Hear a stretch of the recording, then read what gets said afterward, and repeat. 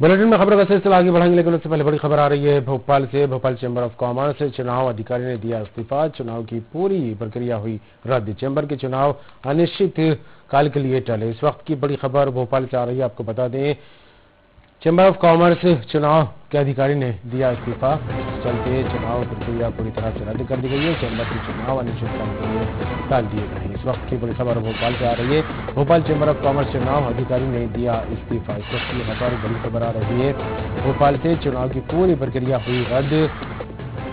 Chamber के चुनाव अनिश्चितकाल के लिए टाल दिए गए। इस वक्त की खबर भोपाल से बड़ी खबर आपको बता दें, भोपाल चैम्बर ऑफ कॉमर्स चुनाव अधिकारी ने दिया इस्तीफा। चुनाव की पूरी प्रक्रिया हुई रद्द। चैम्बर के चुनाव अनिश्चितकाल के लिए टले। और ज्यादा जानकारी लेंगे, शरद व्यास हमारे साथ जुड़ गए हैं, भोपाल संवाददाता। शरद, बड़ी खबर इस वक्त की, भोपाल चैम्बर ऑफ कॉमर्स अधिकारी ने इस्तीफा दे दिया और चुनाव की प्रक्रिया जो है पूरी तरह से रद्द होने की खबर निकलकर सामने आ रही है। और ये भी खबर आ रही है कि चैम्बर ऑफ चुनाव जो है अनिश्चितकाल के लिए टाल दिए गए हैं। तो क्या है पूरा मामला, क्या कुछ रहा है इसको लेकर? देखिए, chamber of commerce and industries के चुनाव होने थे। 29 अगस्त इसके लिए तय की गई थी। पूर्व में 29 अगस्त को इसके लिए मतदान होना था। तकरीबन 1962 ऐसे सदस्य हैं जो मध्य प्रदेश या जो भोपाल में खासतौर पर छोटे बड़े व्यापारी सब मिलाकर और तमाम अलग अलग स्ट्रीम के लोग मिलाकर ये पूरा एक समूह बना हुआ है और इसके चुनाव होने थे।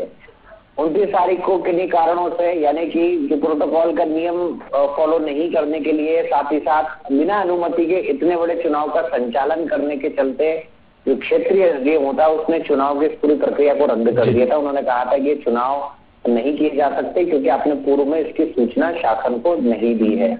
तीसरी बात, फिर उसके बाद इस चुनाव को लेकर लगातार प्रयास होते रहे और चुनाव के जितने भी प्रत्याशी हैं, जितने भी अलग अलग जो पैनल्स हैं, उनके सब लोगों ने मिलकर गृह मंत्री नरोत्तम मिश्रा से मुलाकात की। उन्होंने फिर कलेक्टर से मुलाकात की और मुलाकात करने के बाद उनसे अनुरोध किया कि आप इस चुनाव को करवाइए। इस चुनाव को करवाने के साथ साथ ही आप, क्योंकि चुनाव पिछले 3 सालों से नहीं हो रहे थे, तो इस चुनाव यदि होंगे तो उससे व्यापारियों को खासी मदद मिलेगी।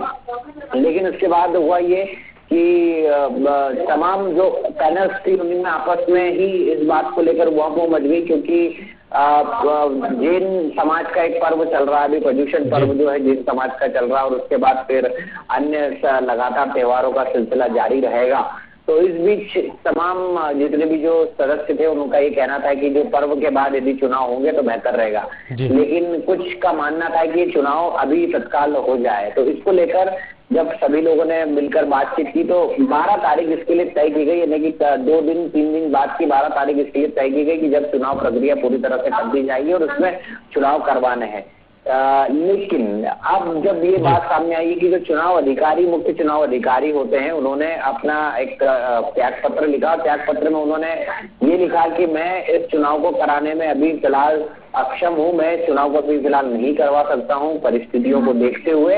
तो और ये कहकर उन्होंने अपना जो है पत्र उन्होंने दे दिया और इस्तीफा दे दिया है मुख्य चुनाव अधिकारी के रूप में जो मौजूद थे पूरे chamber of commerce and industries से चुनाव करवा रहे थे उन्होंने। इसके बाद ये चुनाव अब पूरी तरह से स्थगित हो चुका है अनिश्चित काल के लिए। इसकी अब कोई सूचना, जब तक सूचना नहीं आएगी तब तक इस चुनाव को अब अनिश्चित काल के लिए टला हुआ माना जा सकता है। जी बिल्कुल शरद, और जिस तरह से बात की जाए चैम्बर ऑफ कॉमर्स की, काफी टाइम से, काफी लंबा वक्त हो गया चुनाव टलते रहा, लेकिन अब जो चुनाव टले वो अनिश्चित काल की। लेकिन इससे पहले जिस तरह से तारीख का जिक्र आपने किया, क्योंकि पर्युषण पर्व चल रहा है, अन्य त्योहार आने वाले हैं, चाहे गणेश उत्सव को लेकर बात की जाए, क्योंकि त्योहारी सीजन अब शुरू होता है यहाँ पर नजर आ रहा है। तो ऐसे में एक लंबी अवधि के बाद कोरोना काल के बाद बाजारों में चहल पहल बढ़ी है और लोगों का जो है खरीदारी की तरफ रुझान बढ़ा है। तो कहीं ना कहीं व्यापारी वर्ग पूरा इससे जुड़ा रहता है। तो क्या वजह मानी जाएगी जो तारीख तय की गई थी उनमें इन तारीखों को लेकर कोई गौर फिक्र नहीं की गई?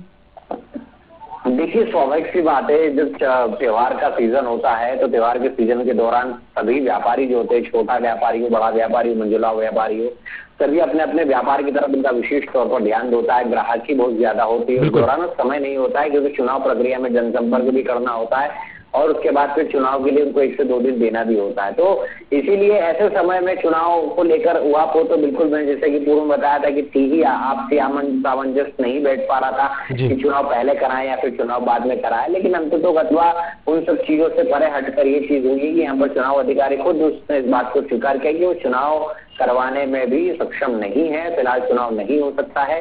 तो ये बात कहकर उन्होंने पूरी जो वहां होती इसको समाप्त कर दिया है, पूर्ण विराम लगा दिया है। अब जो चुनाव अनिश्चितकाल के लिए चले हैं, अब ये देखना होगा कि आगामी समय में जो chamber of commerce and industries है उसके सदस्य या किस तरह के आगे फिर रणनीति बनाते हैं या फिर कैसे आगे बढ़ते हैं, तमाम सारी चीजें देखने वाली बात होगी। लेकिन फिलहाल जो बड़ी खबर है, Bhopal chamber of and industries के जो चुनाव है इस प्रक्रिया को रद्द किया गया है, वो चुनाव चल चुके हैं। चलिए बिल्कुल, अब देखने वाली बात होगी। अनिश्चित काल की बात यहाँ पर निकलकर सामने आती है। आगामी दिनों में इसको लेकर क्या कुछ तफसील बनती है। तमाम बात के लिए आपका शुक्रिया शरद। तो खबर भोपाल से इस वक्त की, भोपाल चैम्बर ऑफ कॉमर्स चुनाव अधिकारी ने इस्तीफा दे दिया है।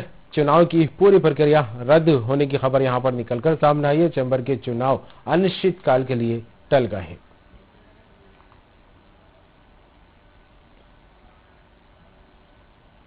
इसी के साथ इस बुलेटिन